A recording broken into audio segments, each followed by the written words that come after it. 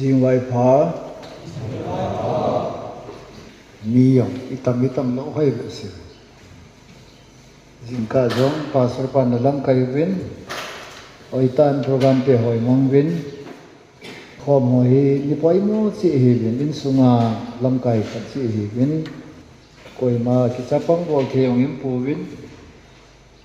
mi kon khan ke ong ka ba le na mi ho si un se na ai ge lo yang ong ni ho si dia ba le kai pon ma vô su pathin pakaya ku nei he ho ikisei pi wa hin ku wa iphat sum pi jing ho su kisei pi te ki thum op te ti ya ki hom hi ven in langa yong bon moi pu e ba min su langa hung do ai le purpose khat ne ya hung da nai ki ngai tu ja su in lam sa ngai ji chan I ma sa introduction lo he lai hung do we Sabten be alone with God at ibang apakai se to ki hongi ti ai ho ai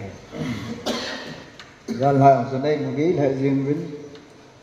jinu nan dal ha le nei mu thelo ha na thanu ji wa nei mu thelo ha aji kha chung te de ai lo le tu ma sanga to khom khalo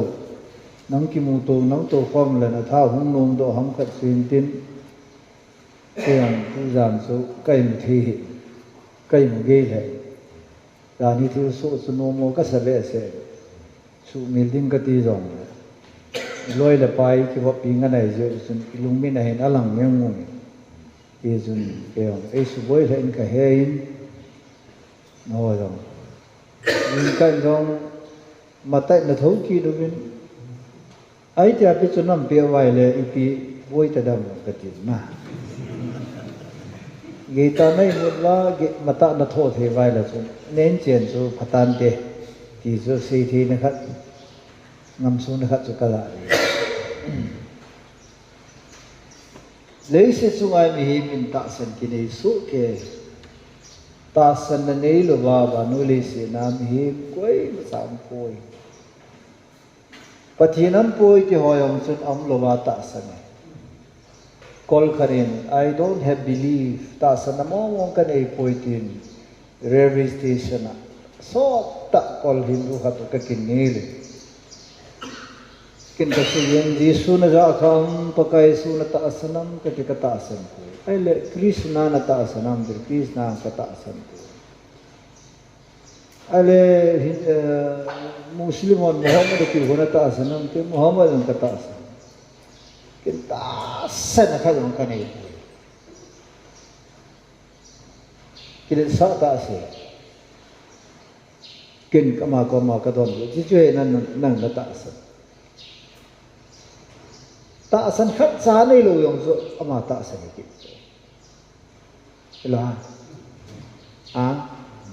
Patinan po itagil pa yung awang luwa taasan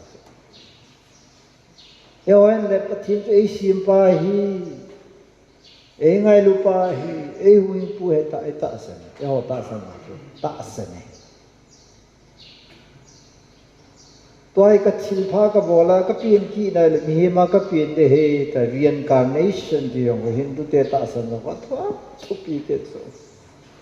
akit le wi cha bo san ki pin khan te jam o kun thil si bo ki chak jiwa Suna za jangala meditation bola maharishi apalo mo alung thima koi lo vela mental exercise bol hoyam thu ivet nai ata san naw ka de bo sa akitin le mia pin na di bim ka chun ta san ka di ne so ke ai wa nga ta san ita san ju Adi lo wala ihin ko yung di kit lo eh. Lam ka lang no hinta asanda za ni GMF dia mi khat roba da ti wa ma ki jampat kin khan amana se la ya thilapa se ta san khai kham song pastor sula song on khu zong ki hol ha cha he te khut hi ro ipia san ti lelaya thu sei pa so ta san ji wa so sok hi so na cao si mi sunga lu ki din koi nahi ki phongen atiu la jang khumang ka he ti la jang khumang yo si to cao si hi tak de ya nam dan tu na lo mo an dan tu sola jong khai kham jong ne lo jong on ko jong ki ho sol cha he ti ya in kulam ko pakai ta san ta hi ai la pho ti so pastor khaji ti satan ta shaitan thiwi ati ti so ati lo so apau pa da khon kilung tu cha ela ha e chang golam ga lam ta san ta ita suno hi boi ta to ai chiêm gạo thì mua mua ta sang lo trong lối mua ăn khát su grace cái gì mua nó mà nó mày yes o pachini na câu này pachini ni hết sai cả lông tê thì cái quả mà sẽ yên cả cái này thiếu khát là muốn ăn kít sai cái quả tao nó nên kiên cái gì, pathina cô na hung hung thì rồi kỳ cha kỳ thế giàu cô, timul kỳ lị mà giàu cô, ấy số bài của lại van ti lên rồi mình van ti lên lang pathina rồi amu tiếng lệ pathina sĩ mà sẽ pin hi kỳ cha hi in kỳ cái gì Gabriel van ti su Miriam to cái mото है kỳ cha hi in numei nu nom nu nahi nawan wa ma cha ne ya amin ki san ge chu asia hi na o dil Gabriel van til ka hi atiki Gabriel van til su mi sunga lu ngai van til su Gabriel la Michael le jole mi sunga lu polanga ko na thoki na la Bible la van til su polanga ko na mi kho Bible la pathin su polanga pan sa mi ke ho pi su solar to ke ri la nga khu ding ding pathin su ka mu lo la nga o hong ying e ho pi ke su nga hong le ti ka ke ho do ka kai ne dam dam na ke chi lo mo chu ka kai ta na lu na ni ja nam da pa kai ki to le mi o se su la la mo tai ji lo le nè thế à ai này bắt chiên thằng hao su mía chén nghe ai à bắt chiên hao chun ô kinh ngã su lal to đại cái hồ lô ô ai hồ pi tiếng lệ pulang ngã po na hồ pi hallelujah ya hi tu chan pul pum pi ali na neo mi tam ta confused ne bắt chiên thu chu hiya pathin thu hideu lo pathin thu to kilo pathin thu hilo pathin hagao to kilo pathin hagao hilo ta sanin ne yu ai ba Bible la ki sei pa hilo kiti ta ma chula na ya tu ne tu ne to pi tri affirm your faith nata asan na pahi hechi nata asan na su digdade nata asan na pa su muchine affirmation of your faith ihitu na itabe chauting second part also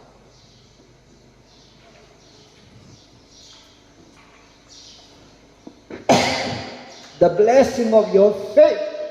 nataasan na so di ay le a result ay lo le outcome ano la aga hoy te nataasan na di lo ay le a result hoy lo di outcome hoy lo di tuần business cái gì là input output ở đây input ở đây là output ở đây input ở đây là output ở đây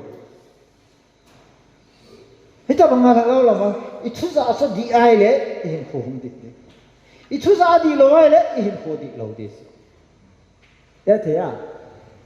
tôi lấy example là bất thiên là gạo thiêm su Pentecost nhà ahung lu na hi miêu hin khổ tu đi cho khát là sao ta không kiếm ai luôn amen aku tak tak sebut tu di ini tu na lain mah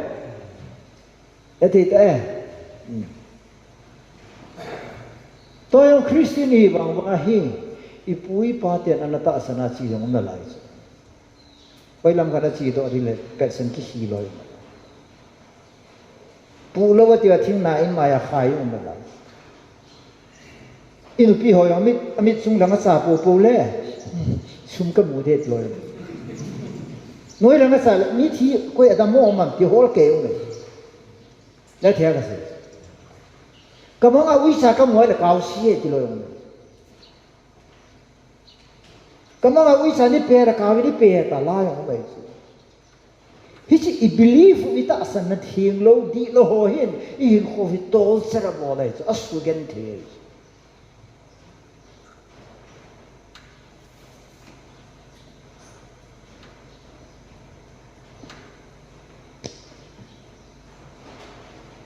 bây giờ tu này chỉ class bằng ngày lạ điều cái để hiện ba tiếng anh này bên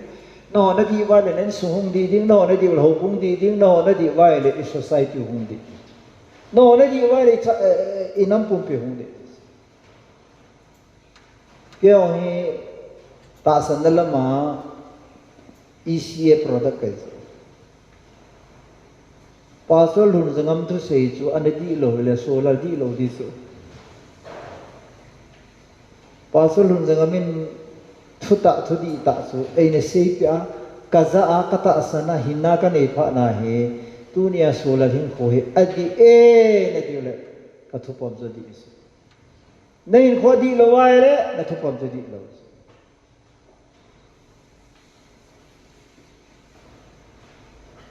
pin tha lu vin chon set ke bol ki le pi ti dem ta dong le ho hu ai ta a pin tha lo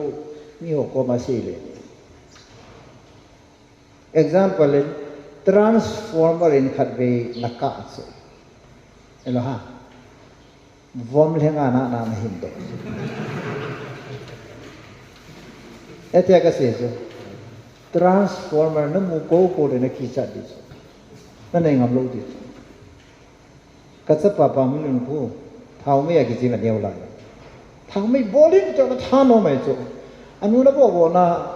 thao mấy là cả sang à vô nó tạm vô ta, chỉ phải là cái tham say in, cái họ tu thằng họ hi có khay khát tao có không lâu cái, xong rồi họ tao còn cái bộ về tham say in, bố lên là cái gì là bố nó họ cái về cái họ phụng họ hi, bố lên, phát triển bố lên nó phát triển thi đi gì đấy, cái họ hi, nghe phụng cái là bố hi. anh trong đôi này mà chỉ trong đôi ra là nó kia lắm cái chi sinh chứ mẹ tham gia tăng boy ice cream hi nó mà nó hi tham mình thì là tham là sun ăn cả đủ tiền lệ tham mình chẳng sẽ tham đâu cho sai ta có kỳ hiệu tham sinh tham ta sự ta phun khát đi chợ cặp vậy rồi ở đây là đủ lệ rồi khi nào ice cream vật gì dễ nước đan nước vô tôi yêu gì này Asapa thì suka vậy rồi vậy đã mà tập rồi là nó thăm cái gì thì tu nung dân kia alit nung dân kia thao về thăm ta cả thế ita asata thì hỏi hết tiếng đấy quên mà nó xì mày là dù cái thì bùi rồi ông cô doctor phải nó đoàn về đấy nó chỉ để tại thì à dạ đoàn tết kiểu gọi là giống hình ngol cái gì số nè ngol thì dùng là mi hít là và giống là ngà gal cài à hung ol kit na la zong sua zong ho la yong angol hung do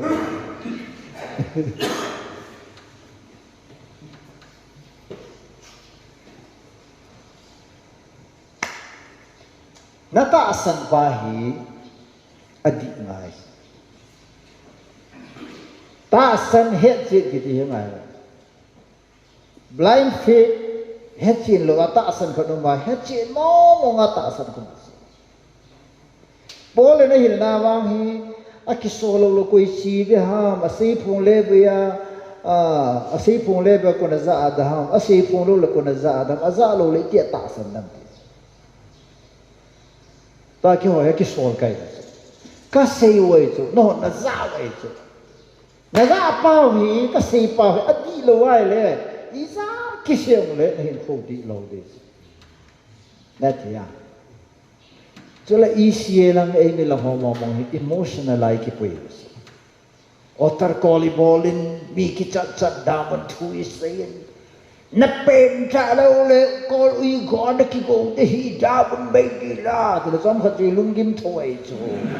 ne ti ya da man ki chi koi ma lu nom lo ho chu emotional na ai ki pui chu na napa su zan khanin kamangin oh napa su daman mai di la kapan than la lu ho na nen so til na nu pa na hung ki na nu yong sa mai kong la oh ka na fun hong tol de tu he til neu lai su ki mo ka ye daman mai di lai lu ni pa lu ni ikka ma na su pathinin se pa ko na lu nga he ye ka sai tai kilo chu la hallelujah yai in sunga yung inam sungong emotional decision ila jana thil song si emotion chula ila nga mi ka di ta wi te le aka ho ko ham ti ang ki kholo la ya su e ho thi mana su i be te mi jana ka ma ki ti ho bang su na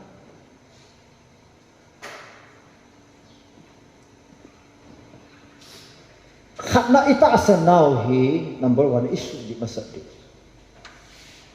right believing. Chon se kahi pakane ngai da min krusha se sao tu na la isila sim pai I ha man ke bang ba ken da ping tha lu ve ka ping tha lu khala sa ka isa sa ko vello lo le le se ke da thi na ka vela no lo le si le ke dinga thi patien sula Emmanuel ki tinga ka vela no lo le biblical na sa ve asur pai mi theology ne ga dum ka di biblical re ka vela no lo le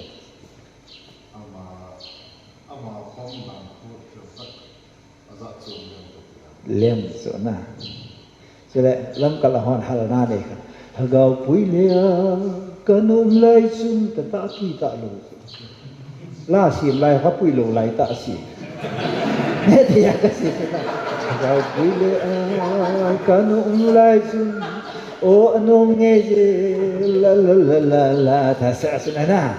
adan so pura ada ha nu asi ông lai asim be le phadi ya ada ha nu la ki si nu ngai ni da la nu ga moi si lai za di sim pa chu mo na mo yang khulang nyang boy le na zol hatul pi ti chu I ko ma lo nga khana da lai sim sim akimang se the le pun pi pha chu mo ong na I sim nga le yin wa da sam chu he boy nu ka ngai he boy nu o darling ka hun chop da kan chop da to to phai I ko ma lo khat ga moi si la choi choi ai ti cái đó mà khát na right believing ibola Jesus Christa ta sa ne ham tile Jesus Christa he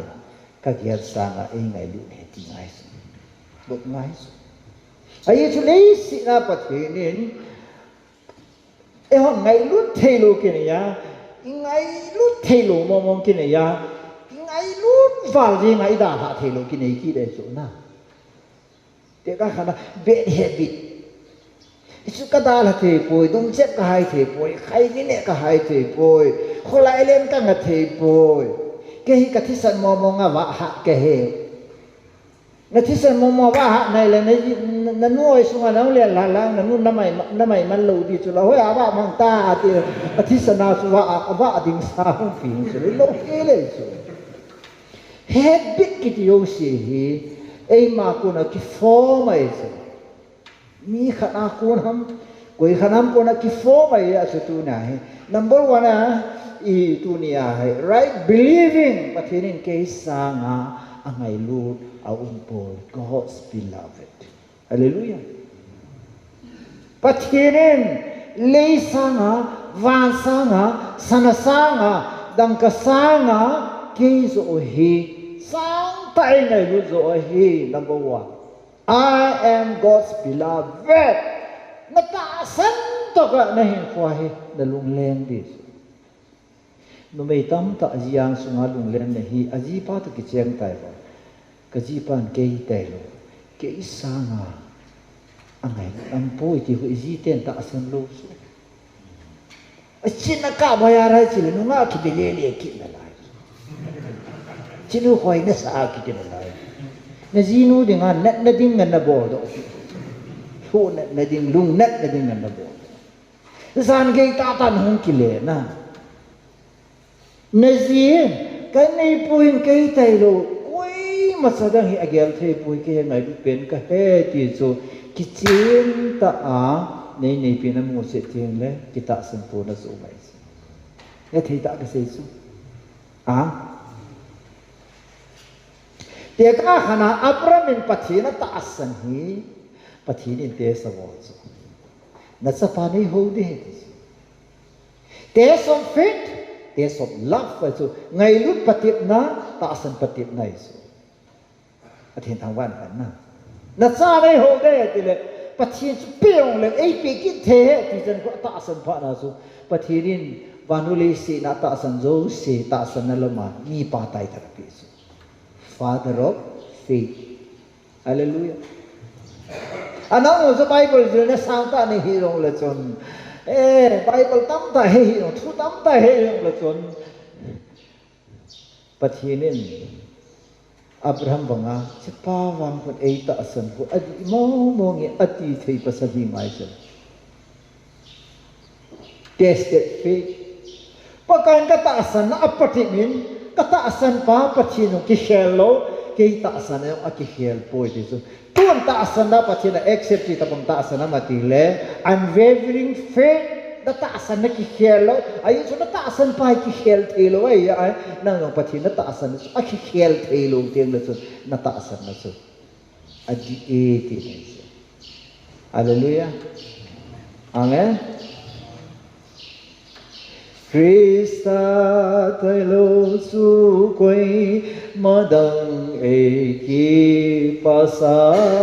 ong lo kaji thian lang kaza thian lang kahuna kan ka ko kasum kapai kasi abon sat mang long le ida hai ong le jisun ke da ha lo de heti kamu sin na pa si su ta sa thì thế Yes, Jeremiah 31 verse 3 chun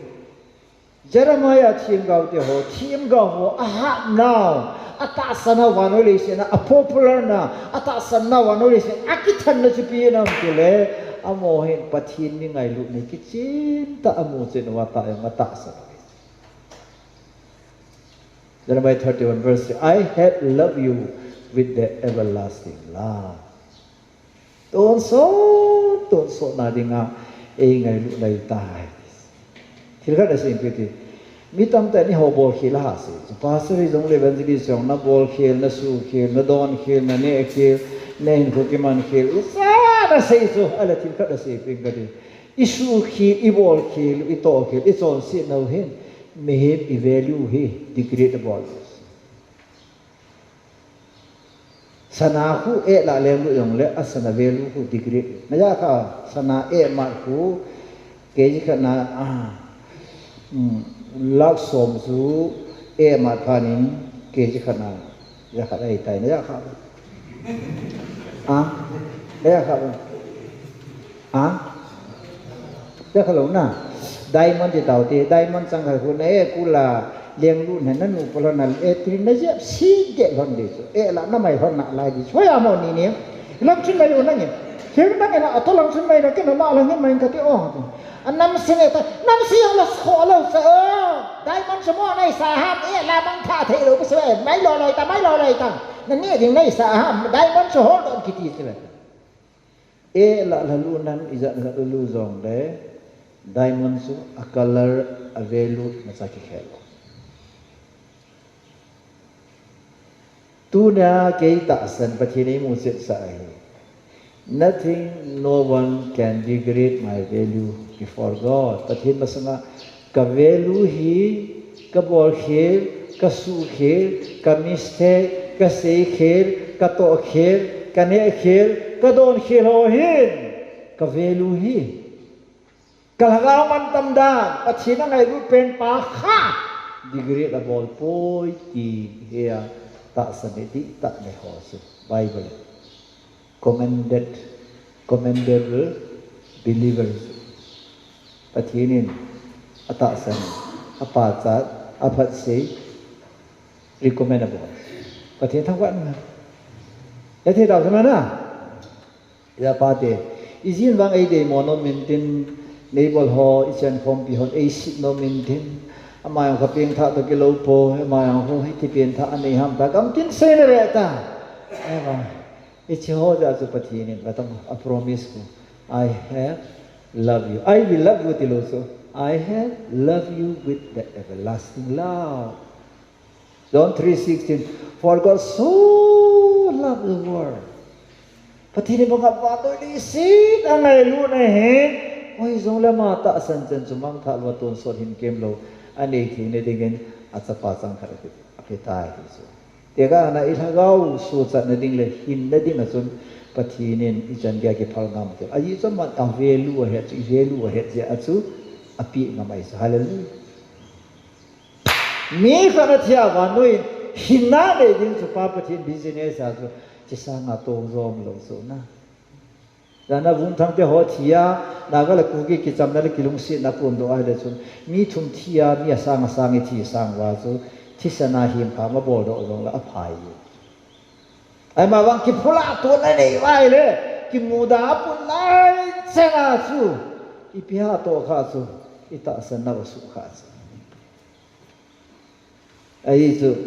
first one bungli chang ge chu for God is love pathini ngai bu de hallelujah amen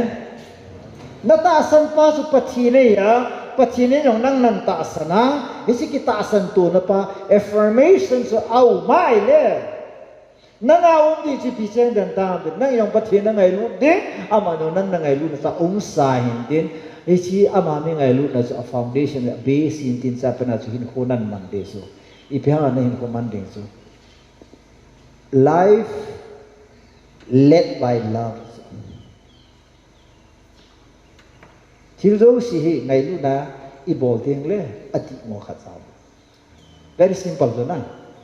la na sa ngai lu na sa na ji na jan zo na ki cha ja na jan hi lo pe so kon kha chen bol khile nei jan ji du lung ho zo na la oi lang khan ai thang khan bol khil ja ji nu ko ma ho ni awon yang ta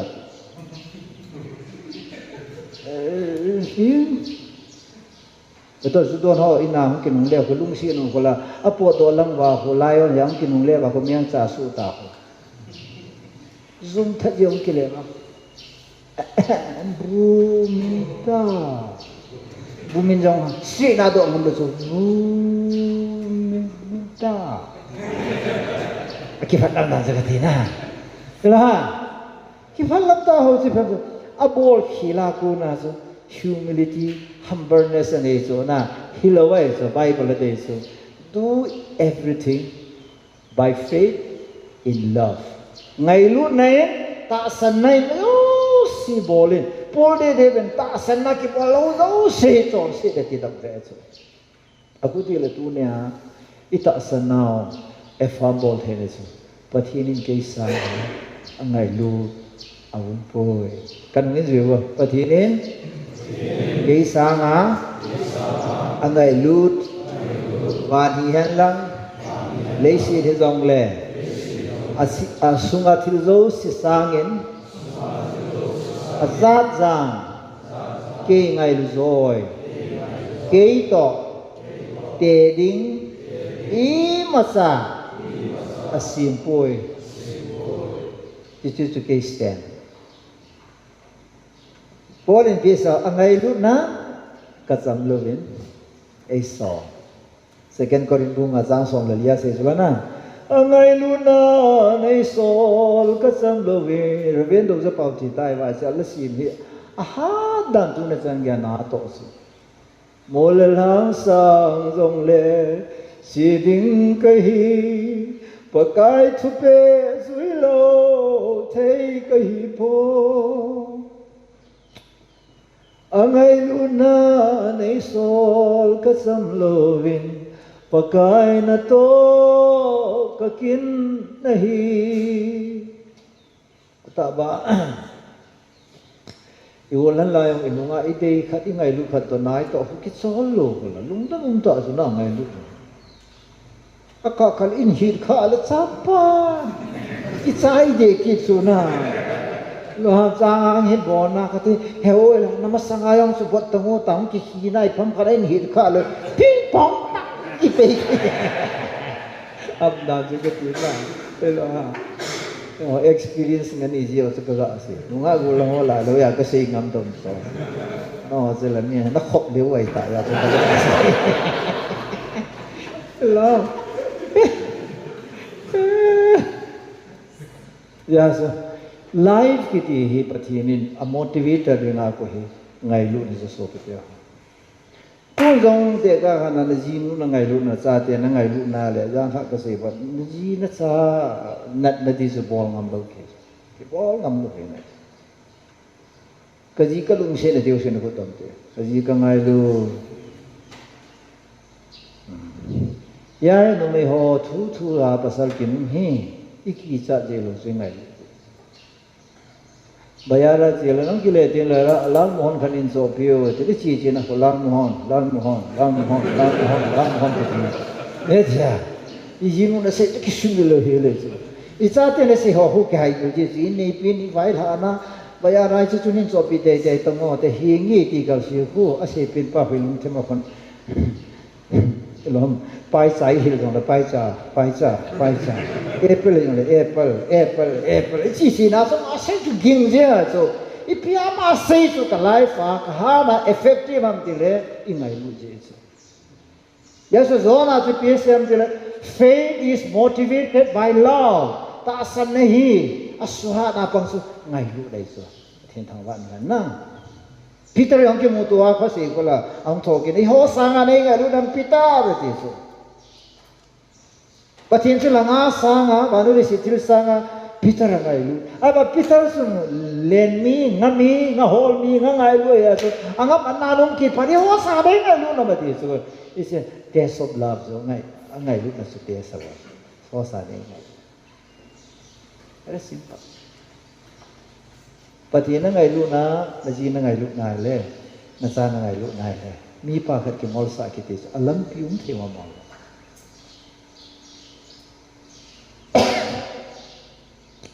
Bible na hel ajina chan kha chung pi kajinu lungdon na jo se ko Bible chan ka pi cha ja hui ki chan su jai jo ka se so mola ki je sang I mu ai je ni na sa so tai khat le na la alung ham ka dai ka chia ka ti le alung dam je pasal pi no me tu ki din dia ri ho ku ho mo yong hello mo ho he na namai kiti su ilung se level sa ai le I ma sa zo lo na tim chula no me jong pasal hoi ta lung se nei vel sa ai le no me thu pe kya pasal pu ta men polanga jana nei ta ai ba e chomen andok no mai man sa ai e chong chokidar pa kai no na se ngam yu akin ka se ngam kabra nin sobio jong ka sobio tat we bra ka ga phopeta ho crowd ai pita kamrol la ho speaker da hung ko kati oi pui pina bo lang te a thu pi pen ka ga pho do ya ka nu na so welcome speech sa je pa so na sta I pa sa so pastor sula hi ge lo tabong pa kineu sa dan so azinu underwear ho ga so mana pho do ka kapit ta ka mu he itabang speaker kineu sa hi le sit so ka mu khap po Kalau kata tu ni kat suci ke bola, ni si ke bola lo tu ni kat suci ke bola, oh lai tahun tu kah lo, 100 baht di piye, kita tawan na, lah, lo pakai lungsit tak yang zo, min head lo min mak santat nanti kes. Mi lesi tu ngaso mi hin kuai mak di piye yang zo, tiada ni wang ko, tiada ni lupa wang ko, asal tiada wang ko, asal main cian wang ko tiada, mak di piye yang zo. Koi makingan silo ai bami asai ting so wat koi gati na ya chu patinin ke sa ngai lun ni koi ke ngai lun pen gati chu nalunga ata ta na het si na ta sanai le thindang wang ki khel pon tin na ta san ki khel mi khat ai do su izat ve pin tha hi ke pa hom ken khat ve se ta san na adi lo ja mina ve la bo le khat ve se thu ki je no khat ve yin ne yong khat ve zo na ama I ji chi ting le ni ki the ti thu bo ja khat ve mi khat kai na ngen ten ka loi no to ki chen ti lai oi pu ne ji tha no so hoi chen mo ye ra pa so khat ki ya hoi la ji tha ka ne ko mi na dei toi tu su lo我写就一个内就，一他个内，一路用个内路，一他用个内，一个内，让我们那个去一个阿弟看是吧？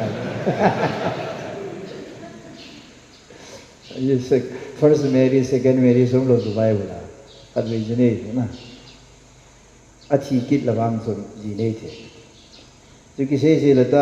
阿弟跑路好，那弟考那个老结了不啦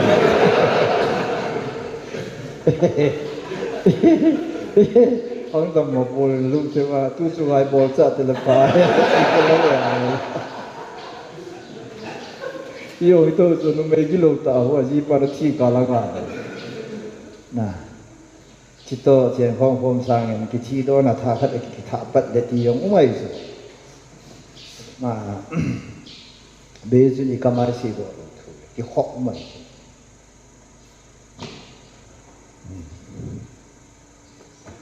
ya hai pathinen ei lung si ji a tu ni chan ge dam nei ki ei lung si ji ya hai le si in ko ki ti mom mom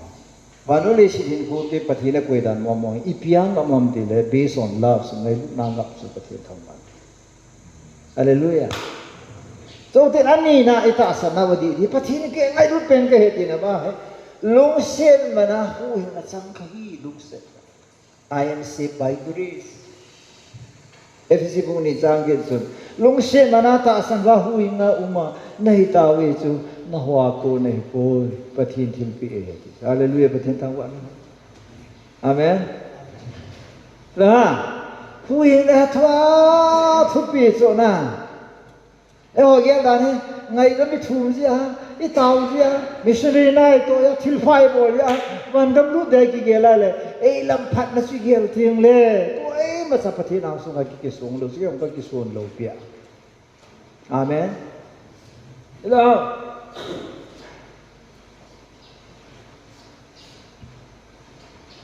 Hỏi cái sao đàn Pauline by grace thì bảo hỏi cái sao saved by grace, a sinner saved by grace. John say cái ai bảo ngap phát hiện lung sit mà na ai hu hi ngai chu FCC mo ni chang khat na chong si le thim mo na thi pen ta ba pathin na hin sa we de so hin sa na ki ti he pathin bol is ho bol lo amen is affirm your faith na ta san na hi adat na dinga to ka se chu ngai chu ke hi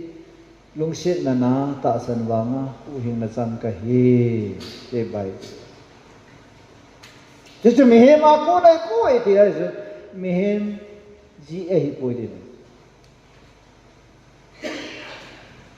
Ebola ke hi pathin hi wangai elung sin han bile sulal zia hello se atapa Jesu Krista ji grace ki thu chang hi Bible thi mona sile FCC bung ni changi hi is talking about a person personified is what may lo flesh hi is flesh to Jesus say na saved by Jesus, Yesu wanga hu him na hivi atina hatu. Hallelujah. Patin thangwan ha. Lah.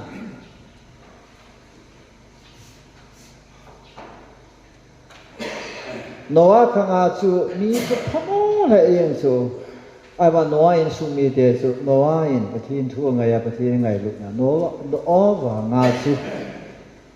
Tui sang le na ku na su cha. David khang laya chu Jehoshaphat khang laya chu Israel Jerusalem chu pathinin anaben chu anhon bit chu koiwa ngam tele alung sit pa David zala tang ka ki gel chu ei mi ho long he pathinin ni hu hing di le koiwa nga san hu hing dam te le sina alung sit te wa nga a hu hing kit chu ta san ve kain sumi to thang khare sandila ka chia sum na de he lo pa na kum somwal pathin tu ka sei na mu nai ya so oi pu so la na he wam te la ma so e su chu ka he di do oi pu tu sei pa so on te hi nge ama sum ke ho thung khat kai ve su pi khat kai ve te la cha cha alhum de ki chu wi so pa na so prau lo na so a cha len ta khat ke ne na mun ma za hun sa wa thu pi ta chip yes dana run sa a chalin ta khala pha ni la yo ne yin ka ai ba chi pa chu ken ka het lo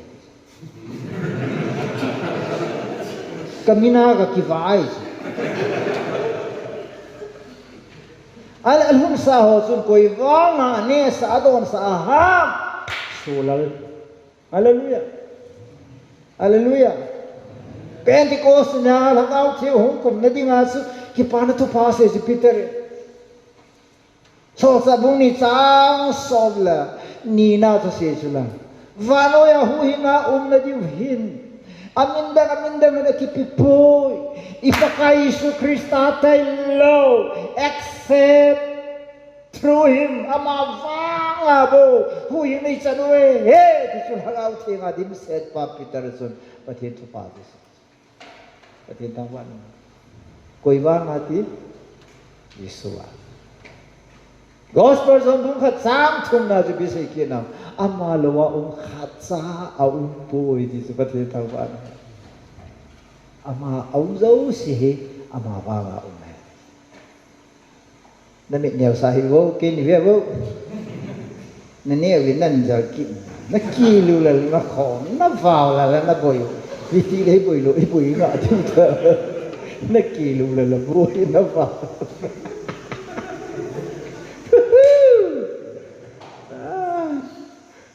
bao hi lung dan kim zana iwa yang la voi ki la voi Bible cha ki no to wo zo si ama ba nga hi policy bung kha som le gu bin sim bo mi kha policy bung kha cha som le gu bin sim bo mi kha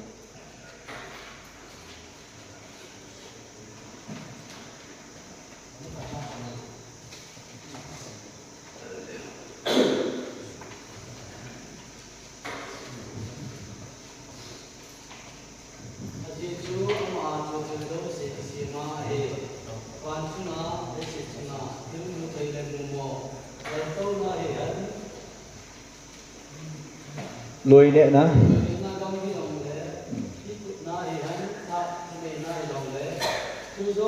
eo pa wen lùi nè na ka ma ti pi se na lùi nè na ka lùi hi bia mai on se eo pa ba lùi nè na ka ma ti pi se à i pi ti na me ho pa wa so mi hello to mo chu lùi nè na ka ma ti pi se hả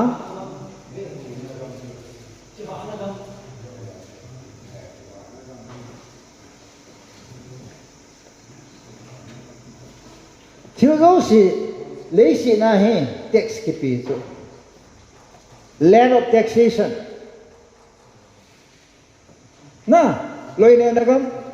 ki vai po na lôi nè na gam thiếu khát đi bol đấy yo na bol man xin đi bol pe ni ka ke po sikila o kiti na gam ni lo mo hả sumkila sumkidon na gam na lôi nè gam yen lang lal to ne yen lang mu the lo na yo đi biết xem ta cho nên nó đông cái dòng lệ ít bút nai hay sa cho nên nai dòng lệ thiếu dấu gì ama lệ ama đi ngai gì mà thiếu dấu gì ama hin ama đi ngai kisi hết thì có thiên thắng văn hallelujah vậy thì ta sẽ na second affirm me ball đi usu ipiham ti le ai si me tu cái ta sự ita sa now affirm ball đi chụp ya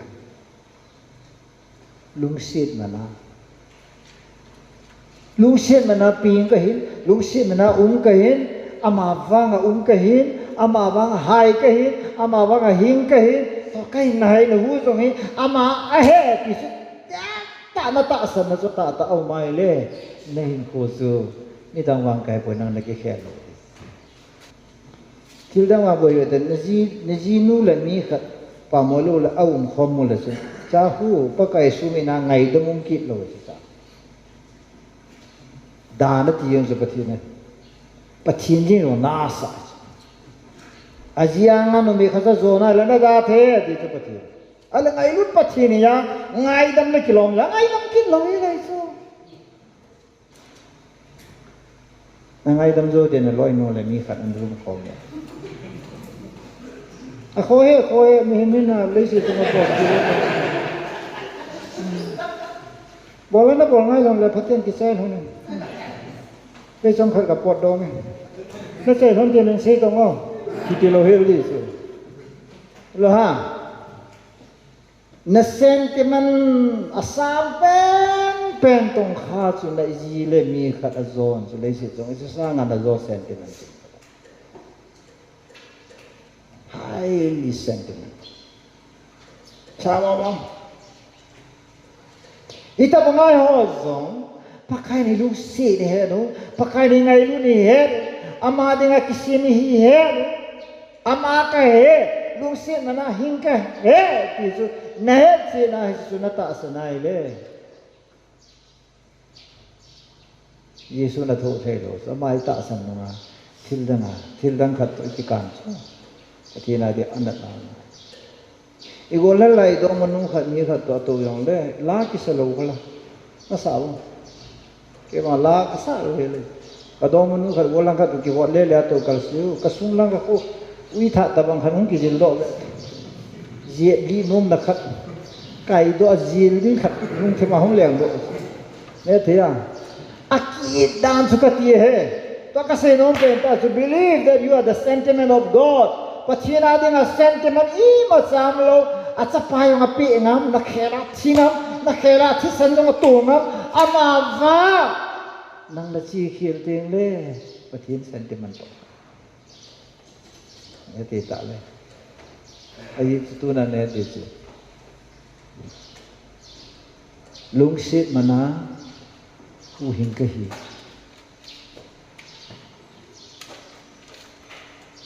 second korin bunga chang som le khok le chu ama asu pathin chon phan ichan the le diwa chon sit hello pa chu pa kain son sia si me chon sit na hello he knew no sin chon sit na hello first Peter bungi chang som le kha chun he did no sin chon sit bol khal first on bung thum changa na bi na chun he had no sin chon sit kham ka dai lo he ti so ai wa ma nang la ke pathin chon phat ichan the ni dinga pathin in chon sia si pathin in jisu to chon sia si nang la ke chon phai si จะลุงซิดมาเนี่ย this is the price of love the price of grace ลุงซิดมาเนี่ย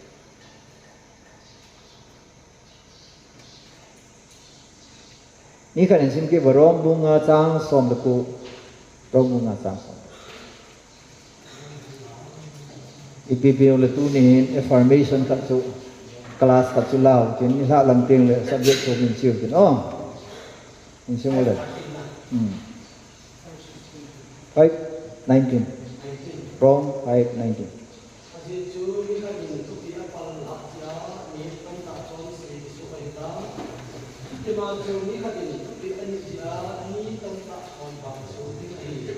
ประเทศตะวันออกมาอามาซาจูที่เราสิกกิโตนากันเสียดีตาจูเอเวนลิซิโอสิกกิโตนาจูคุยอีพิจาโซนสีฮัมอีพิจาโซนพาฮีฮัมอีพิจาโซนสีเนฮีฮัมติเลยอาดัมเอ็นทุบเอปลกิอาเทย์กาเนี่ยจ้าโซลาร์โซนสักกิสีไม่เห็นโซลาร์เล่นอันนี้เขียอาตอนเขียอาบอลเขียอาโซนสีก็ฮิปอนบอลเขียริเป็นองค์โซนสีสักก็ฮีอาดัมวานาอาดัมจีอาดัมจะมีโอกาสจนเสียหิเทเลยิสุจะละมีโอกาสจนพาอหิโมนะดิมเนียวขัดนี่ละแต่ที่ตาเอกใส่เสื้อไอ้ว่าตัวให้นะลุงที่มาให้จนเสร็จแล้วกี่กุยยิงน่ะลายยาชูสัตว์นี่จ้าสลายอ่ะนั่นส่วนสิ่งนั้นทุกตั้งแต่ได้4 ปีเดียวเลยนะลุงยิ้มไอ้ที่ด้านน่ะที่เพียงท่าตาไกตีเทน่ะลายที่ด้านน่ะไกตีน่ะลายเอวแกละตุดาพินท่าเลยยาเอลุงที่มาจะสิน้ำตะลุดินนุ่มเอ๋มูยองเลน่านุ่ยเปลี่ยนปีตะบ้ามูสูเกดินที่ได้ไรแกส่วนสิ่งที่มันมูลิลูหุงสูดินนะอาคุติเลบหายอ่ะ normal ในตาลุจูท่าจันคิดนั่งไงใช่ไหมเนี่ยนะมั้ง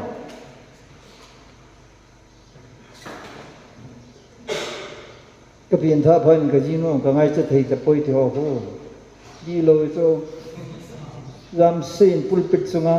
กัลวารีที่ป่าเยซูคริสต์ซาลากับติลกิลาก็ฮียิ่งก็กว่าสิกัลวารีติลกิลาก็ฮีปุลปิดจะสุดแล้วมีหัวลูกลุงก็มุสุอิตแล้วนะกัลวารีติลกิลาลัมกี่เฮลูเฮล่ะรำสิ่งที่กัลวารีติลละเอาหังจีสิรำที่หอบสุดนะบุยพิวสิakal veria cepa boy pitel wa til kila sa boy piu ta ta dang tu ke una te gang te te chi ai la chom khat wa chiang kon panga ka chiang a oi pu jam si chu ke thulik no me khanan ke pui lu la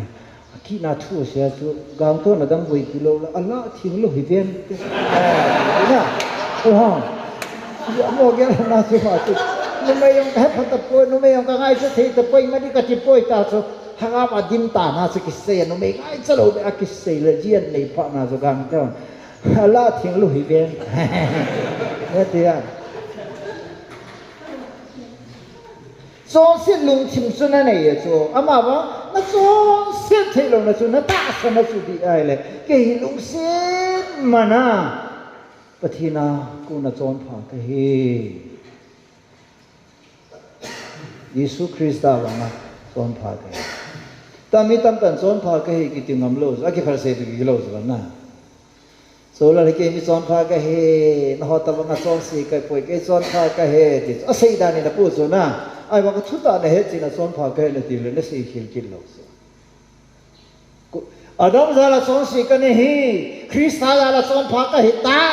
chi jong chu ta san nai su la hallelujah lo ha kan no me zui ta adam za la chon si ka hi the le Krista za la chon pha ka hi mo na ding ipiu ma hang wana pa na hi ti le ka hi lo le no ya ho na ki sa lan le di upiu ma tai wa no ma wa ho ka ta se ne ti le ilung gim so ma wa ko ban gam bu poi ti le lung gim so na e la ban gam bu da kyung ki i chen khom pi le ta sa wa mo lu ko che pa wan da ma lu le ke yang kan lu sa ke ti ki e the ya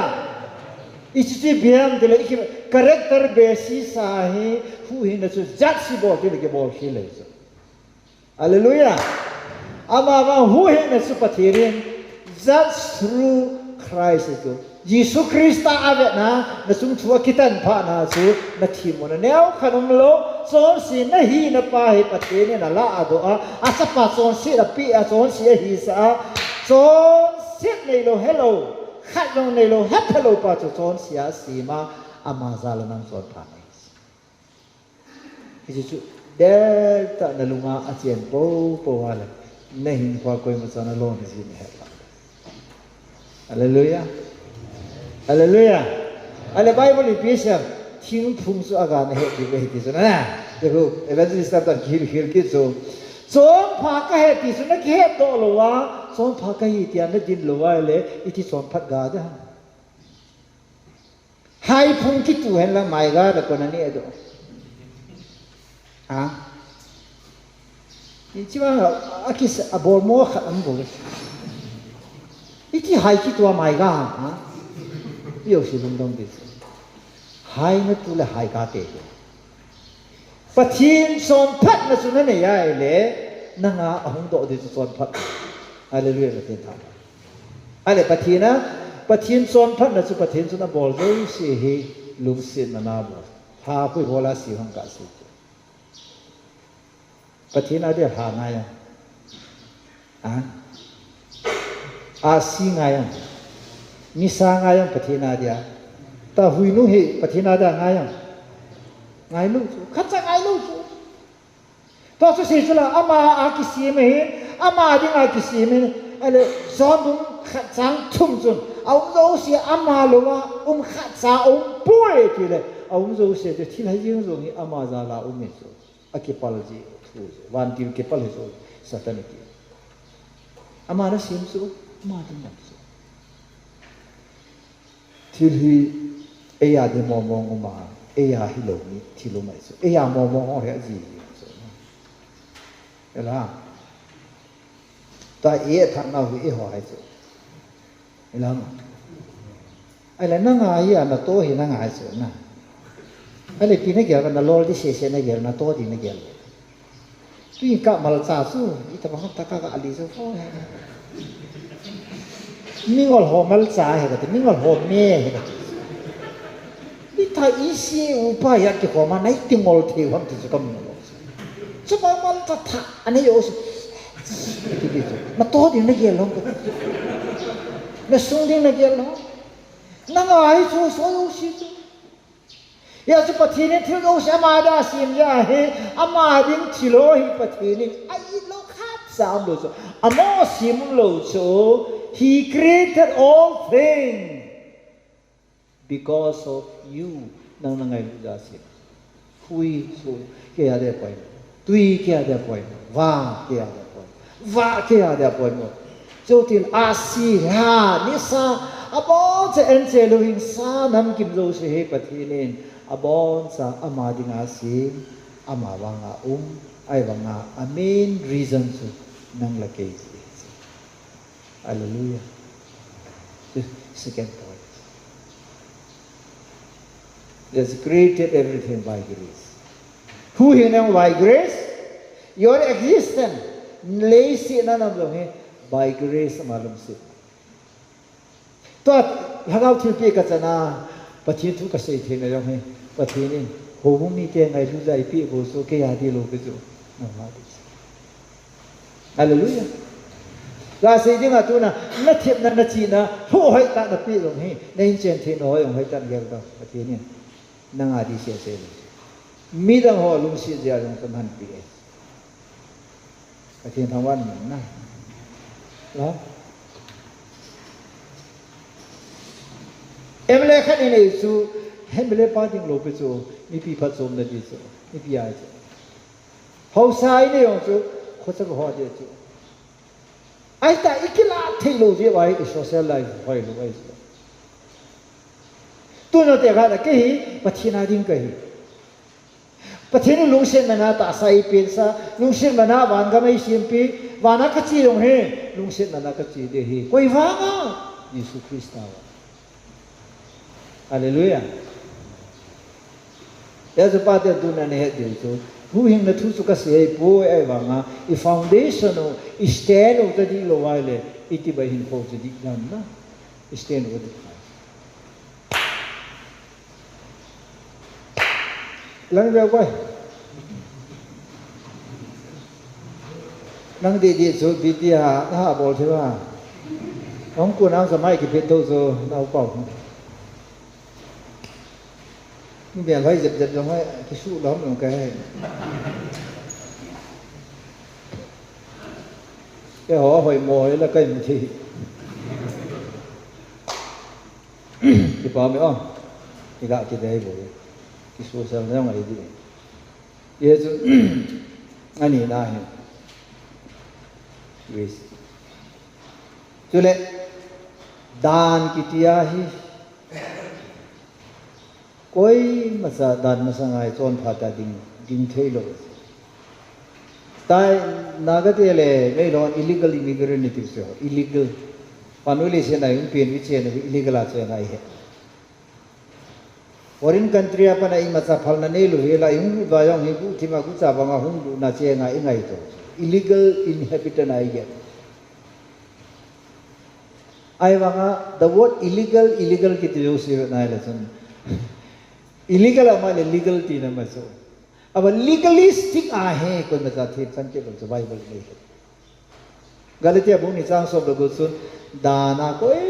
ma sa pathi nang so thim sang lo de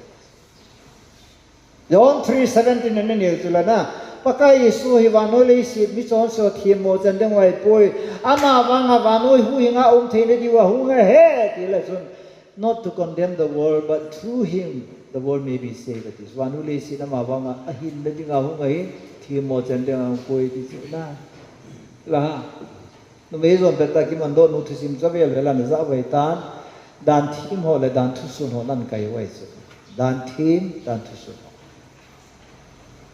dan ki ti ke jong ka sim thei cho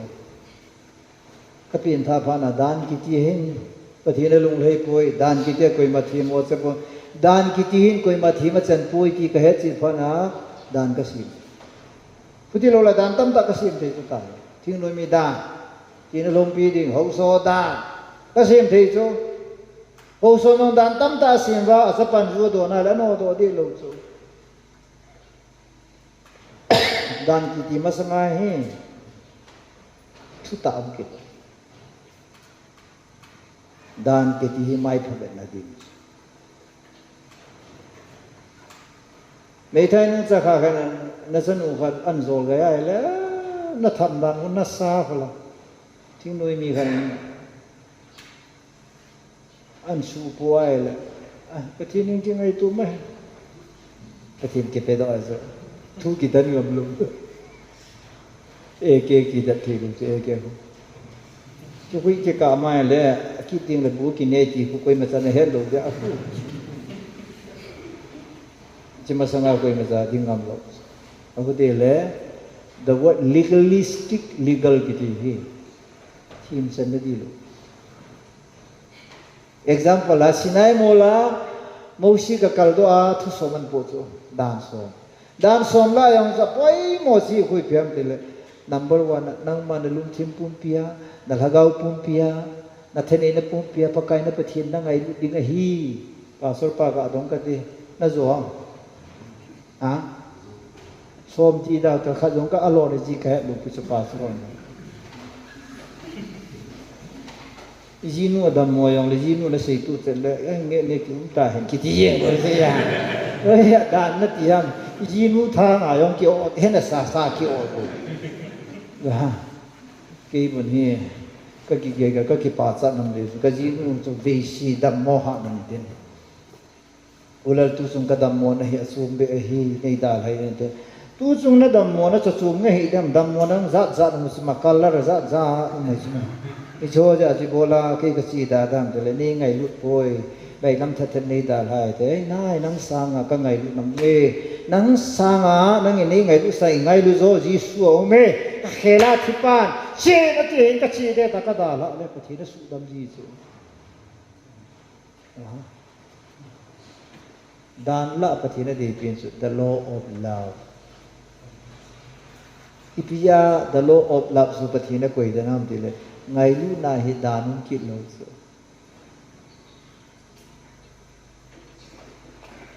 dan ki si ma lan ki chen na wa yong iki chen zo wa pa na na thi jan ge ve ne san po po nin la nga ka tha din ne he ti kha dan ki sim le pi ta ti le ka si ke ha wai isa sangalam pun no ya ai hu dan jong le yin ngai ya so kina yi ngai so la ha sam lo kina so I phun lo ai so I pi je ham te la in nei pi khu dan dung zu ya ki cheng hi lovin I kilung se ya ki cheng hin tin a bol o se khu lung se na no ya so pe ya so pol no dan no ya nei ta po ve lung se na no ya nei ve pi hallelujah pathin thang ba no man ya tu dai pathin Christian life nang lake hi under the condition of some condition ai koilo under the grace under alung sit na no ya ai koi pathin thang ba yesu dan kiti su legalistic ta yang ho ECA KBC dinomori se na tam joi legalistic ai chi pha no wa hi e ho vin wa e ho bung wa hi ki ngai lu na hasan amana bol kem bol ne khabe so khabe na sapa jinia chu bel khada tu lo ha ini atu le bel ama sa ma hoi jip ka tu but sai ke sa hu la birthday bola sum tu tam ko aman asan hum khat birthday bola khabe su som ngai lo ha tu ini la khat ka pita asa dom na ding la su ko ikam legalistic so ha thia ai wa nga chu te no lo ti so unconditional I think ngai du so pathi ni ho now pathi ni ta sa na lo he condition khat hi lo ding condition ba khat lo ding ipi he apa condition chen la yes ten commandment ahung ni a koi ma sana so lo ang kele ka ani som le jan som ni ka so Israel ten bong no liman si wa bong no san ho ta so ya so pathi nu hang be sa bo sin song phe so la a bong do to se le bong do zum jing as mi kong la ka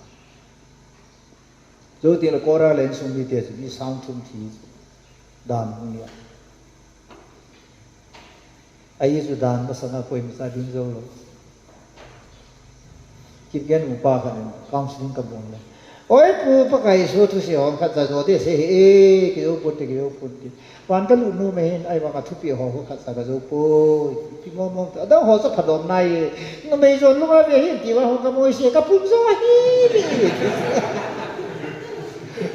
a ko ma te si pi to su ka lo na so e te si ki tai so po so pa sa pu ko ma ki se ka sa na sai oi pu ka lo so e ka ji pa ke chi ta nge ka to ta go pha le si la na ngai chu me ka ti le ka lo so e ka yo hi me ho du ti ma ve na la he koi counseling lo ma ni nu pa ki na lo la ni ka zo he te me zon lu nga ve chu a zo me he ta pa kai su se ko na zo de ham ti se ken ka se chu eta bible na sin he the lo so pa si ki bien ho se ko dan thi ho kal nai bo we dana pathi na ho dana mi atew dan dung ju ya mi sat sabor ji wa sa mo don bu nai bo we nu mei zon lunga ve cha zo ngai tai ti chu ki son phat sa hin ki son phat chu phat nai poi mi son pha pa ta san chu son phat he ti hi lei so mi son pha wa ti Jesu ta san chu mi son pha pa ta san ja mang son phai chu na bi chu bo chu ki si ma hin son se na nei lo he la na ki gel pa su son phat nei poi ti chu mi zon lunga na ve na lai ti chu na yong he ti chu na ji nu na koi ding a chom be na gel thi gel dong gel ve ta chu na koi ku na ji nu hi ding ai wa nga na lung thi ma na bol nu pha chu bi ti ai chung chu nu me hom lo ya ka sei do bo chu e ho nga ni ji ba a chal nga ni ki phop ji wa ka sei thei chu la na isa chu zon lunga no me ve cha zo ngai tai chu ku pathini legalistic law scribe dan thu sun ho le lawmaker ho scribe ho cheu ting la ni na dan thiem ho le pharisai ho ho nei chu ke phai Pati Yesu Krista bihela apa ke ngai to ahu. Second part Hawaii lung sit mana. Amen. Lung sit mana hu hing na na hitawe. Lung sit mana pati nin chon pha na su hi koi wanga ke masa so damin dan thu pi apal ke ya mi o si chon si ki su ni hitawen chuti ma so pakai sun dan zo si e tu se da su bulina amazon phan na su nang le ke chon pha na ki sin pathian thawan ichi chui chui ta san ichi na ta san ya ya neng po boy talo hallelujah Yesu Krista wanga chon pha ke amen legalistic hello pakai Yesu Krista wa pathian thawan na hallelujah Chula ngai dami sen na yong hi ba dai hon ngai dami thum ja ngai dam ki chang lo so thi san ja la ngai dam le oi thi san Yesu thi san pathian ni bola na la hon tu Yesu wang bola na la the ha man ki pya ki so sa nei le Yesu thi san ki no man ki pya ki so sa nei ta we le ti sung wa pathian so ya ke man pi ki pi kai tai pa kaya kai tai ama pi le suna so pa chula ka pung he man ka pi phan aso la la chu ka gu hi la ka bu man be ka so ai a hi mo se la wang ka pung ai chu ngam di mi ha mo mo ngai mi ko na ki la na lo su i chu the dim la i chu ke aman ka pi ka mi be ka song na song kol na ban na ngai ai su na nga hi ma sanga dukana aman la pi ya pakai Yesu Krista tisan man luta su ki chonai ya asu nanga na hi ta pui ti su pole na se tuang he tisana Yesu na choi ta su no ho tum na hi ta pove pakaya na hi ta ve ti su ama na si ma he ama di mo mo nga ti pa su ung lem do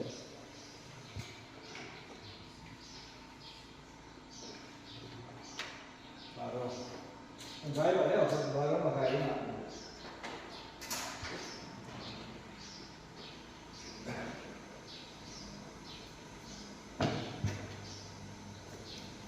Pati hỏi chị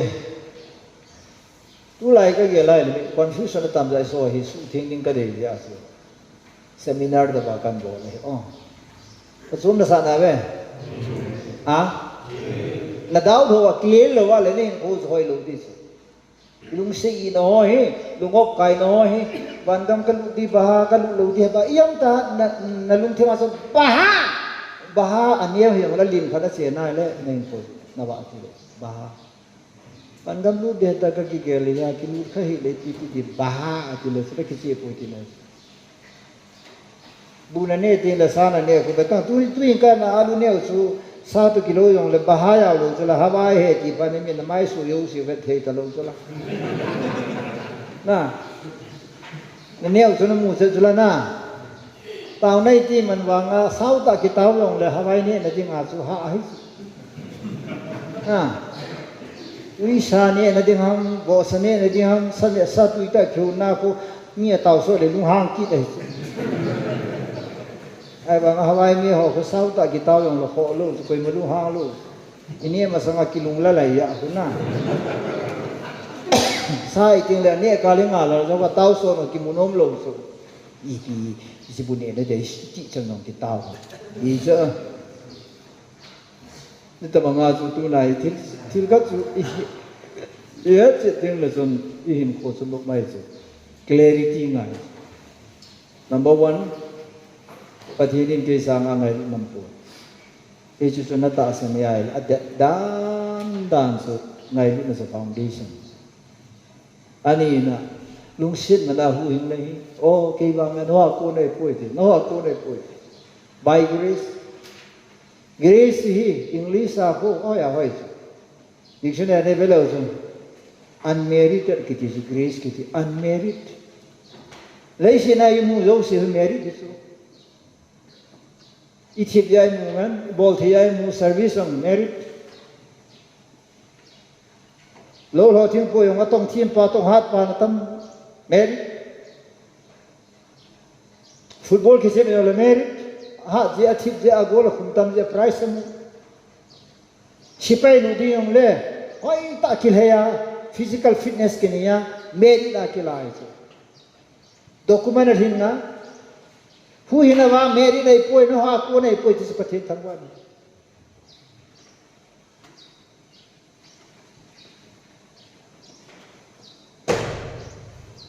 Esu sada hilsilanga ka sele ngai ngai win ti pian se wa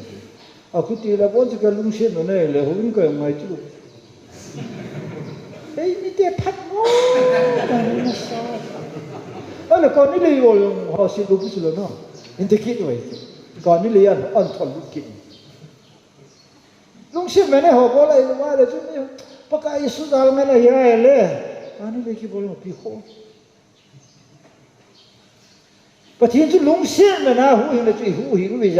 I have lung shit mana, but he they low ball kitty license in those.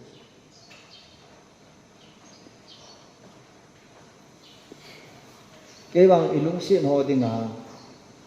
nato he has at us. Tang bas nadulakun na common nga katato wile. Sao ta chim khô sa lo te se khan na ko mang to wa le oi la nu kum da abe ga la na do ai ko to sa mo lo so ne the ga se su lung se the ni kha ti ko ma to wa le so ta ai to pi le na ti se chu ingai lu no dinga elum chin I hin da ya ka ki pe cho tu na so pa chene ki pe tin su ni long kan pe long le pakai na ngai lu na sense lo na feel lo vela patine na bol pi hoi na feel lo wa iki patina na ki pi dam gati no me oi lung se nam dan ra tan nga da ki pi dam dan wa anu nga la ya ai zo se tu na ing ka ni la su na nga di ma free offer you ibola pum sanga he e adina ki phalam tu le amen reason su azine phan na nga da ai dum ta lo amana nangai lu nanga dinga I pathin lama ke phalom ti chui bol iki phal je a iki pe the ya king yelo lung shin manai hi na lung shin mana pathin son phat I chan da ya asu son phan lama hin koi ma iki pi pathin thang wa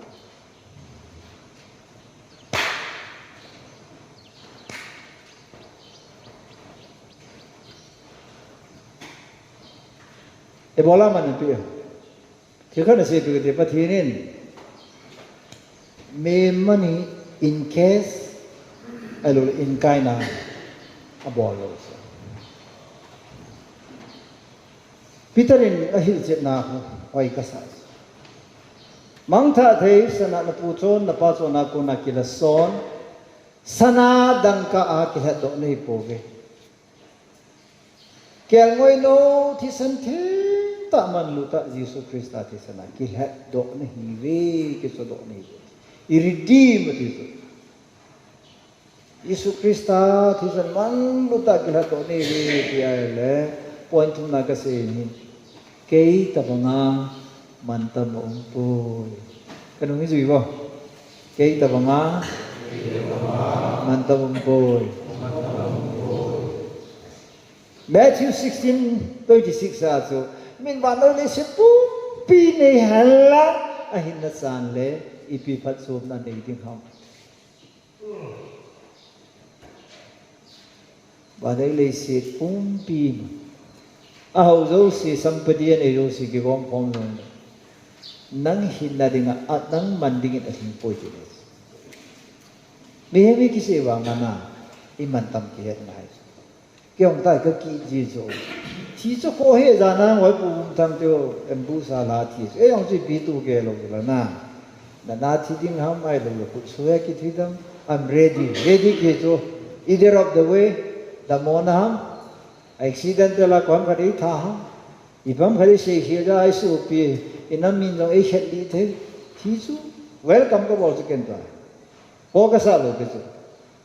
ai bảo cái deep ra nó thì nó cái tụ lệ pastor Sulalin asay go abol go ka vision ni kay thitalan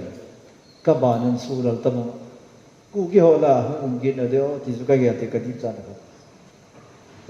ka be du so na la ne the ka se ta pa te ka la chu nang chu na thi di zo ai la nang de chi tai na sa pa li na pa na anoi la na ho se sen tu nan apa te din mun na chu ading thei na da ading zo lo family ho la chu apa khanga ana na ra sa apa chi ni nia kim so ki chai yin tang dong ja khai be tong ma yong kam pu ki chai tai la success nei lo success ro nei lo pu hem thang su min na thana thang su hem thang min than la so hem thang wang ani o so ta blessing ani o so tu ta ai ba mo ju be na ra kha cha kal tu to su le kha thim ki sep te lo hagau mi ki sep te lo ani ne decline tu ka ge la le solar su ni khala ka thi di so and after I die ka sei gut ka bol gut ka to gut inam dingwa idi mundi wa ka de hoi ka ba na hong ding pa ka ba na hong ding te sum abol do the na te o tu na america ma bo ina ho another milligram le phadiya another milligram hum te lo chu moshi thia jo another moshi jula joshua aba joshua ang ke ya pana khu israel te ania tu ni chen ge hi kim su ipijen ni pa tu ni ke ngai to ta nang chile chun na chapa so nang sanga hung nem da nang sanga asam da chi tu na chi ko ni na chapa so nang sanga sang zo bo la chun na chi chu do bai so ke thiang ka sung boi ka chapa na ta mi nu mi pa lum don nei atam zo mi nu pa thinom lo so ei chu athi la in sung boi de mo ta so ama bol ta bang bol thi lo ama sei thi ta bang ka uzang ngam ki ti khan na ya kha du wa zang ngam to tha ke family ding a bo thei dan su na ga lai tha su ka u pau khat ene san na ma wa ma ge na ka yang ngam u ki ko mi ta chi ngam ta lo su ji ba ki ko a u ki a de ai ka ko tha si ma zang ngam chom thu ta chi su nang ku ki ra de yo ai ka de yeng chom thu ai chu ku ki chu thi pi pha wa na ku ki ku ala do a chom thu bol le mau ge el la si chom thu a chom thu i ku ki ha ma de la ai pue adu nang si ku ki manung de le bra ku ki manung de le te chom thu manung de le Manipur de chom thu le bra de le teri di ai ki ai ka da kar ki chom thu hap ka ni ati le sa so chilo wang ke le kan anau pa yang ke pui do tau thang ho yang mo dem di lo ki chi ji ke he su ara tu sung ga lai pi ki tam ka sa pate ni hi na go lam khai ang apu so gang sela adhar kar ko ali makhel amine khela adhar ka tak sing la so wa lam tu lai la ba man do te je lai ju koi man computer a de tu na yengo ta ali amin su koi bo mina ram se ti nu pal su ba yo dai ta tu ka ki chi ko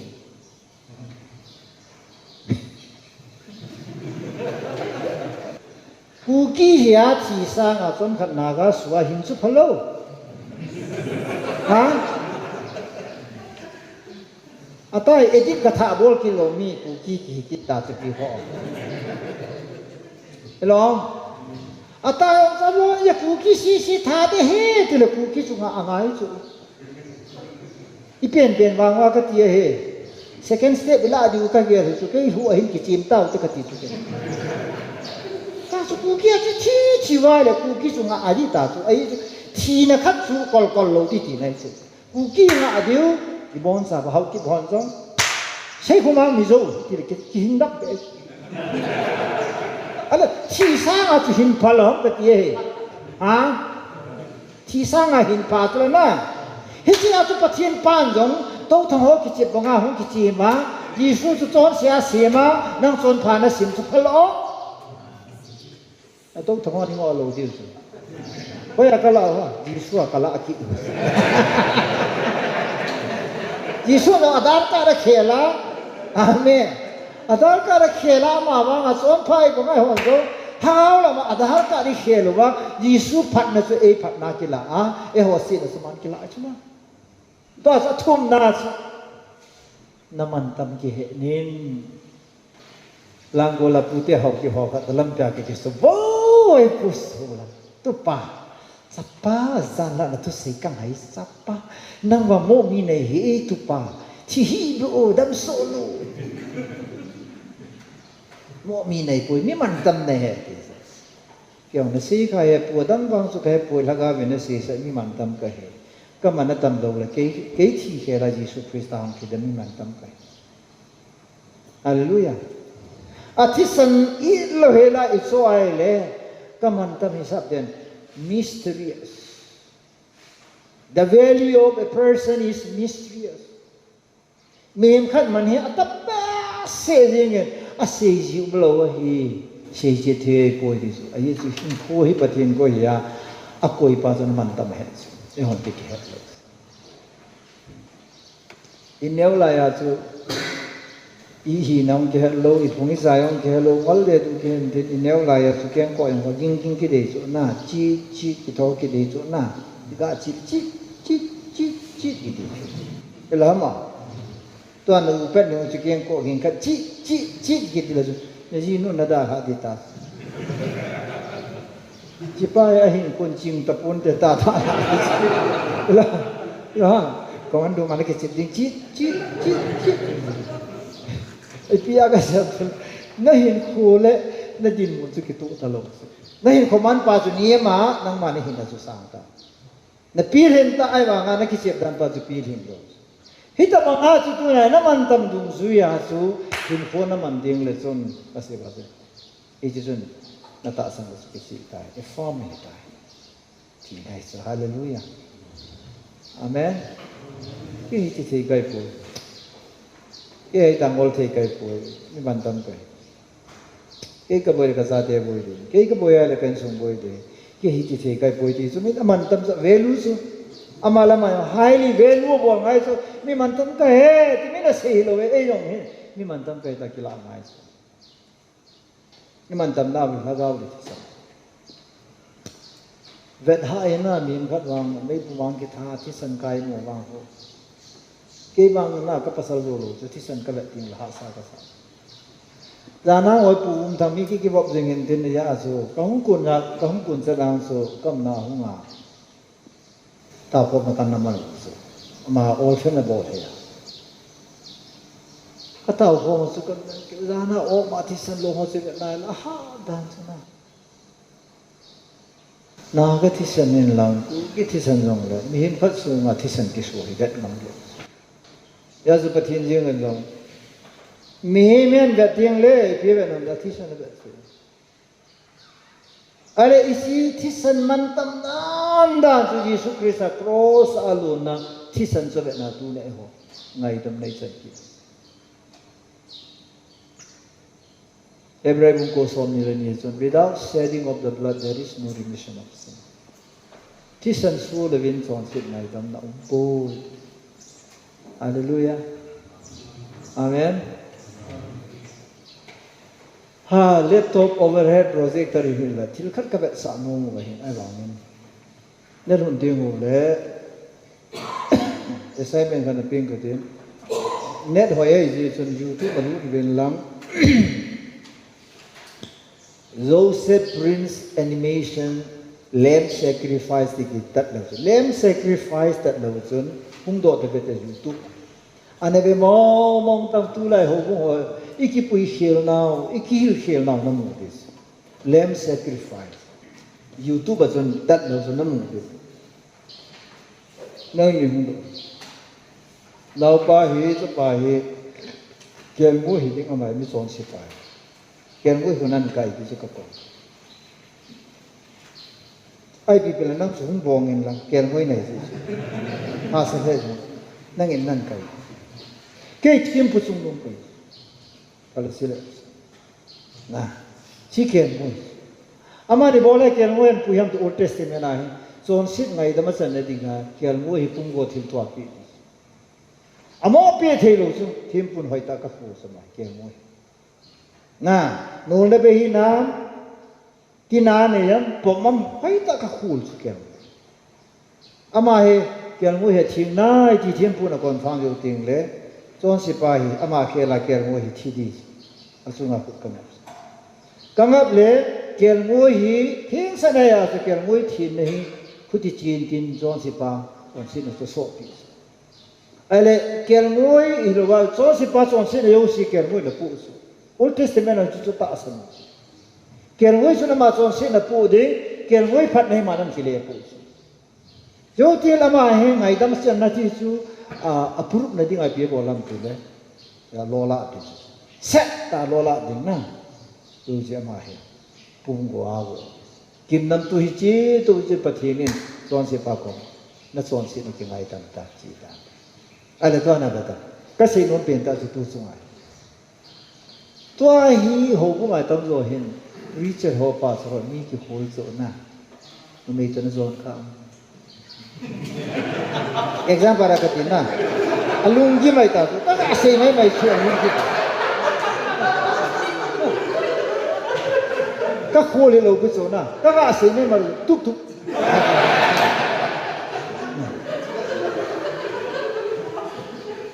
aya zo ngau ko na zo patong zon zon fu se zo yo se to se ta pa thelo pi ta sang la lai ta to se ne so kai ve to me ter sin ho tu se mo mo nga se so to se ne so kai ve anu la nga ter sin kan na hina na te kai kai he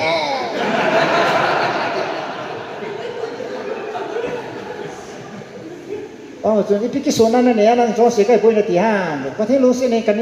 เนี่ยว่าเป็นน้อยกันเนี่ยขัดป่วยอาจจะก็ต้องส่วนสุดห่างกินนี่นั่นแม่โน้นเบลล์อ๋อแม่สิกแม่โน้นเด็ด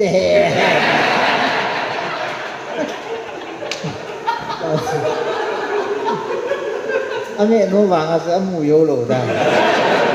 แต่จะไม่ข้ารู้จะซ้อนผ่ากี่คนสินะอะไรก็เสียงเปลี่ยนตาสิทุกสิ่งไปหนังเสียเขียวสิเอวล้างพิอาเหปริศรัตมโดปัสรัตมโดมีกี่หัวเลยสิไอ้ว่า Old Testament ayong ดังข้างayong ลุงเสียนักขันตุข้างayong โซนเสียวโซนเสียกี่หัวที่ไบเบิลลงนั่นตาสันเราทุบีดังจะกระเสียมงเดชจะกระเสียโซนะตุสุงาปัสรสุลเห็น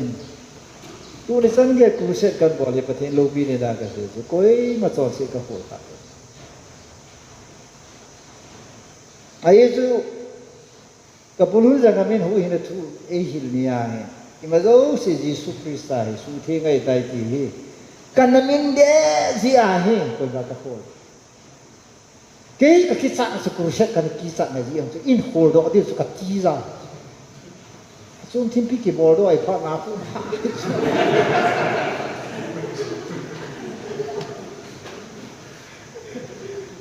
ai là cái lo mà nó xì kim số là na cái thiên chỉ son năm ni sal pang bật song là bồ dốc xì ăn xì độ đẹp thì chú kỳ sai anh ấy là sao họ sao phô he anh đi đã nuôi mày hòn à đi đã nuôi họ ăn xì độ ta vai lệ đi liều nó đi tầmอีกsai cho nên nunga khani ko khana pasal jo si to na zo ngai evangelist ka ko wa hong evangelist ba hong pat ni tin thai na pin thalu le wan na lu lo de nunga nuang so si be se ya ki si ba la tin tha mo mai evangelist pu ko ma he pa ke hi ka so si la wal be se ta ka bai ta i pie wal ho se pi mo na bola wal ne ki sa ang se ne ti se le na yo ne ki mu ki de ti ma tha nu che het nu ta su na se ta oi mun na ka se do lo de e pa ti ka boi ne pasal la ne ta pasal lu ti chu ki pasal ko ko pha hi chu a ti kha chi se yo ngai poi ko khu sung wa pasal lu se hi ka lo pi lo kha sam pu ti le zi ba ba de se no ba be se boy nu na la patin ke ka ta to ken wa ga lo ni ka te cha pa na chu nga nu hi pin tha lo chi he ti ko na tha ham patin na tha lo thila na tha lo ga ni ipia tha ham la khul si so ka se bong la dan na ho nga hi ngi khul dan ki ti chu law examine sinner law demand from sinners mi son si pa ko na law demand abo so ale mi son si pathin vet ding ai bankrupt ka dis balance modi in zero balance hong win ti chu zero balance na pa salon in deposit ball lo bin ATM adu kai min hong kel ha no sikita na kai ba he ta ba ha su pathin so hol hiya e ho phat na mong nei lo te ko ma su na phat ting la kala de ti dam ka ti su ya su polin long pakai Yesu Krista mu chit pha na pakai nothing good lives in me ke hin a phomong ka nei poi ti su de ga pathin la pha de so la a phai nei lo ju pi ti ki nei lo là cái này chúng tôi phát mò này gì các phần ôm thế thì yêu sinh con tâm thì các phần ôm này cái bữa nó phát ôm nó phát lồng nó kia ra nó phát mò ít cái khô lồ lái nó cái say đẹp với chỗ nó kia nó lồ cho nó phát ôm lắm cả lòng vui này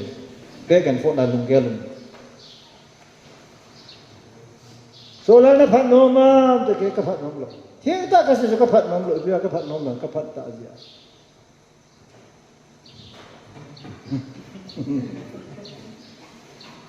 ABC này hết nôm rồi xe đó sao là cái đấy ta lo à IS officer của mà apa ABC này hết ăn cái gì itu anak ngol hita ati di sana mda ti katu puisen lama di mun keto lo dan na na phat no mam ti le pakaya ko na son pha kai tai ti ki hen ho ti nga so na phat no mam ti so outdated question na etia I want to be good according to the laws yes no one can become good at the face of law dan ma sanga ko ma phak sim thelo so pha he thelo wai so ya so pakai so Krishna man luta a tisana ki hat don ta so vela so sipai nangin ker moi nan ka jula na ai de son sipa thiam ker moi do ki that ale ker moi bol khila ne ya bol khila ne ale tina ne ya ne thiên sat no la be hele so iti ji a ju ki bolam dile ni khat dile ji su wa no ya hu nga son siten van kiel moi no an ki kai wa kiel moi zala tun so na thim zanga son pha chan bi zo ve sa ju ta sa na ki isu ko mai cha mi ti na tai ban we li si pum pi e ho ku ki te mi ngol ten mai cha mi ti wa taw na mong di ho su mi ti wa mai cha mi koi wa wo sai koi wa satin salumi koi mai cha mi sim pu asim hoyong ani na ve ti sa ve ya to thile wa ve din ka de ipol ye lo ji asi ta sana hi adi ta poi ka ti ai tu su nga he na ho be han ki pan han lang ki su han ka ti pachile mi te ki hom na dinga su kel ngoi ding the ya mi chon chiang ding the lo sum jong dang ka yong sanang ding the lo chu na tang long ka ko nga ya ni su mi khat dam lo an pui wa mai cham ko min pe ka koi de mai cham ki ti ko nga yaw ve ka ti mai cham ki asuma ki koi ngai poi mai cham ki ti thu changi mane ba mai cham ki koi then chu gan sa bo chu kiel ngoi bo chu mai cham ki tu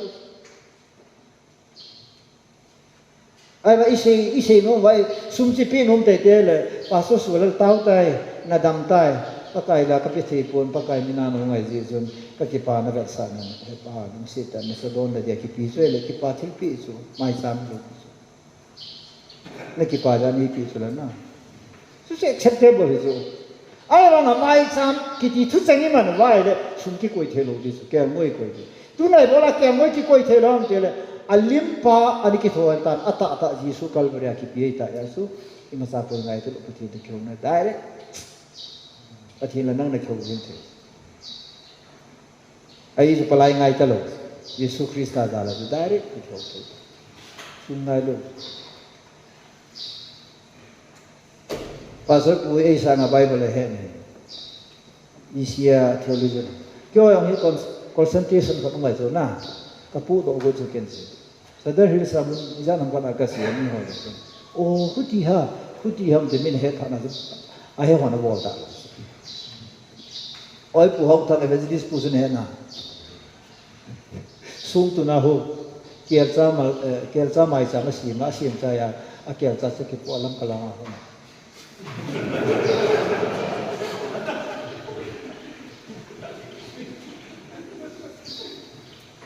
kerja se ki mai cham se sim vai le nei ti ding o altar bol ding thim pu wanai ki wan ding o se banga chui bol ding su chong su nang ina ne lo ji su pum go thiu to da pi a lo kya thim pu pa ne ji te hi le an ki go mi ni nan ni sai nam ki le ji um lo bai ai ki bol do si ga sa khat ki ne ya ki bol le bo su Old Testament na ki bol do si ali so ali mi so ki tho pa ko Jisu hum chi ting le palmane na pathian mi nei di son pha nei di son pha ki su ding nei tai ki lima khu mai cham ki si ni ne hong zau zo si na ki nung le ting o mai cham ni oi pu hi ti le se son si ngai dam le ding a ker ngoi nga ya hi